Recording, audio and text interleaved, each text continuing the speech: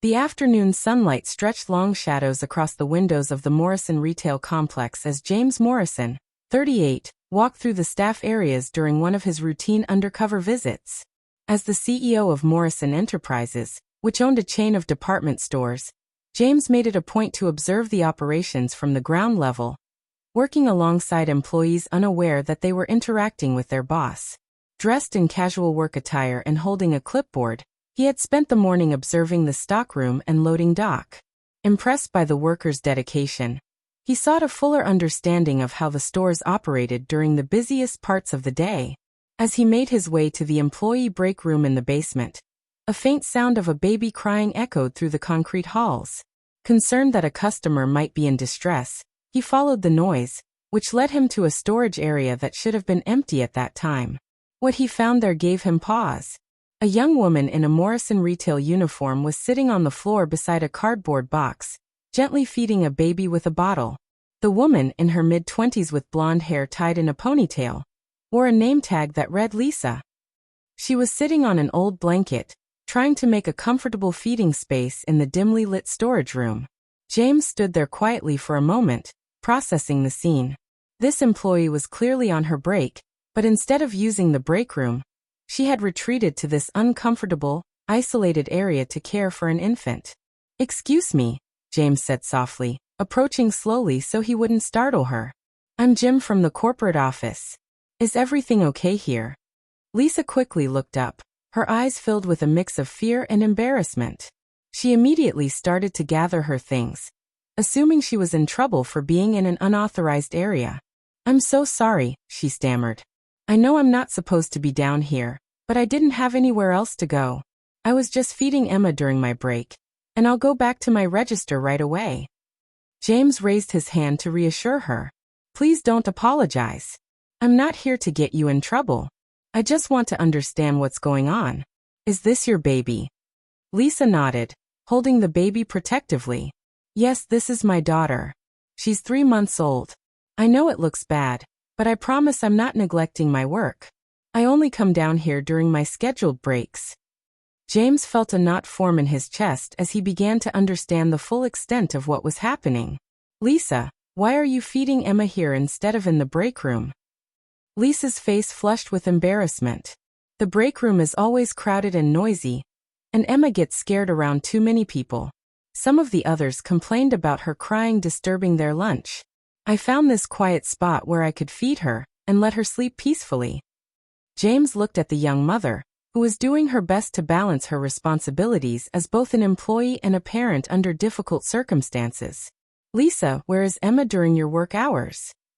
"I have her with me," Lisa admitted in a low voice. "I know it's against company policy, but I couldn't afford childcare, and I can't leave her at home alone. I keep her in the stockroom in her carrier, and she usually sleeps most of the day. During my breaks, I come down here to feed her and check on her." James felt a deep mixture of admiration and concern as he realized the full extent of what Lisa was juggling.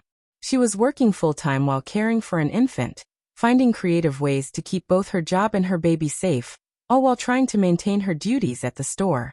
"Lisa, how long have you been doing this?" "Since I came back from maternity leave 6 weeks ago," Lisa replied. "I tried to find childcare, but the waiting lists are months long, and private daycare is more than I make in a week. I was desperate to keep my job, so I thought maybe I could make this work until I found a better solution." James sat down on a nearby crate, wanting to be at her eye level. "Tell me about your situation at home. Is Emma's father able to help with childcare?" Lisa's expression grew sad. "Emma's father left when he found out I was pregnant. It's just been the 2 of us since she was born. I live with my grandmother, but she can't help with Emma during the day because of her own health issues." James looked at this young woman, who was facing overwhelming challenges with remarkable courage and resourcefulness. "Lisa, what you're doing takes incredible strength, but I'm worried about you and Emma trying to keep this arrangement long-term." Lisa's eyes filled with tears. "I know it's not ideal, but I didn't know what else to do. I need this job to pay for rent and Emma's medical expenses, but I can't afford childcare. I've been hoping something would work out, but I know I can't keep bringing her to work much longer." James made a decision that would change both their lives. Lisa, I want you to know that you're not in trouble, and you're not going to lose your job. But I think we need to find a better solution for both you and Emma. Over the next week, James worked quietly behind the scenes to address Lisa's situation.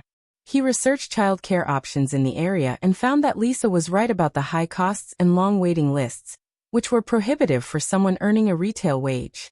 He also looked into Lisa's work performance and discovered that, despite her personal challenges, she was one of the most reliable and customer-focused employees in the store. Her supervisors had consistently rated her as professional, helpful, and dedicated. The following Monday, James arranged to meet Lisa during her break. This time, it was in the conference room, not the storage area. Lisa, James began, I've been thinking about your situation, and I have a proposal that I hope will help both you and Emma. Lisa looked at him with a mix of hope and apprehension. Morrison Enterprises has been considering setting up an on-site child care center for our employees, James continued. We have the space in the building, and there's clearly a need. I'd like to fast-track this project and offer you the first spot for Emma. Lisa stared at him in disbelief. Mr. Jim, that sounds incredible, but I could never afford private child care, even if it's on-site. James smiled. The child care would be subsidized by the company. Your costs would be based on your income, making it affordable for you, while ensuring Emma gets professional care. But why would the company do this? Lisa asked, still in shock. Because employees like you are the foundation of our success, James replied. You've shown incredible dedication and resourcefulness, and the company should support working parents, not make them choose between their jobs and their children. 3 months later, the Morrison Enterprises Child Care Center opened on the second floor of the building. Emma was among the first children enrolled, and Lisa was able to visit her during breaks in a proper, comfortable environment rather than hiding in a storage room. But James didn't stop there. He had been so impressed by Lisa's character and problem-solving abilities that he offered her a promotion to the customer service training department, where her empathy and communication skills could be better utilized. 6 months later, during Lisa's performance review, James said, "You've shown me what real dedication looks like. Taking care of Emma while maintaining your work responsibilities, finding creative solutions to seemingly impossible problems. These are exactly the kinds of skills we need in leadership positions." Lisa, now working in a comfortable office and helping train new employees, looked at the man who had transformed her life. "Mr. Jim, I still don't understand why you helped me. Most companies would have fired me for bringing Emma to work." James leaned back in his chair, reflecting on how his understanding of leadership had shifted since discovering Lisa in that storage room. "Lisa, you taught me that the most valuable employees aren't always the ones with the best credentials, but those with the most character. You were willing to sleep on a concrete floor to care for your daughter, while still doing excellent work. That told me everything I needed to know about who you are." 2 years later, at the grand opening of Morrison Enterprises' 5th on-site child care center, James stood before an audience of employees and community leaders, telling the story of how the program began. "This initiative started when I discovered an employee making incredible sacrifices to balance her responsibilities as both a worker and a mother," James said, looking at Lisa, now the Director of Employee Family Services. "She showed me that when companies support their employees' families, everyone benefits." Lisa, holding Emma, now a healthy and happy 2-year-old, listened to James speak.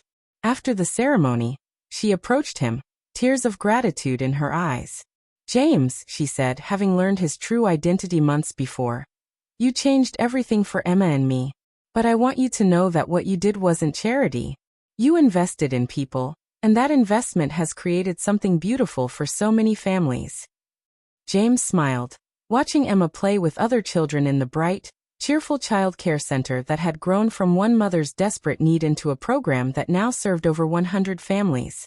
"Lisa, you taught me that real success is not measured by profit margins, but by how well we take care of the people who make our success possible.